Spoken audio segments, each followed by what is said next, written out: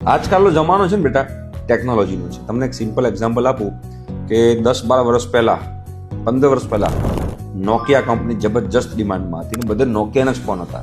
અત્યારે કોઈ નોકિયાના ફોન નથી અવેલેબલ બીકોઝ એ લોકો અપગ્રેડ ના થયા. એવી જ રીતે જો તમે લોકો અપગ્રેડ નહીં થાવ ને તો આ કોમ્પિટિશનના જમાનામાં ટકી રહેવું ને બહુ અઘરું છે.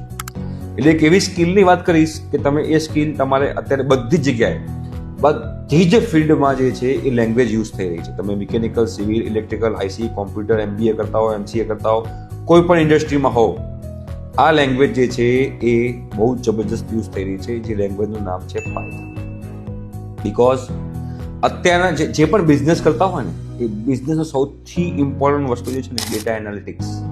બરોબર કે જે ડેટા હોય ને અત્યારો રાજા છે ડેટા એનાલિટિક્સ કરવું ને એ બહુ જરૂરી છે કોઈ પણ બિઝનેસ હોય અને એના માટે પાયથન લેંગ્વેજ બહુ યુઝ થાય છે. એટલે કોઈ પણ ફિલ્ડમાં પાયથન લેંગ્વેજ છે ને બહુ કામમાં આવશે. તમે લોકો પાયથન લેંગ્વેજ શીખજો જરૂર. બરોબર, તમને બહુ આગળ કામમાં આવશે. કોઈ પણ બ્રાન્ચ હોય, કોઈ પણ ફિલ્ડ હોય, મેટર નથી કરતી. પાયથન લેંગ્વેજ અને શીખવી ઇઝી પણ છે. એની લાઇબ્રેરી પણ બધી અવેલેબલ જ છે. બહુ એટલી ટફ લેંગ્વેજ નથી, બહુ સિમ્પલ લેંગ્વેજ છે. તો જરૂરથી શીખજો અને સારી જગ્યાએથી શીખજો જેના કારણે તમને લોકોને બેનિફિટ થાય.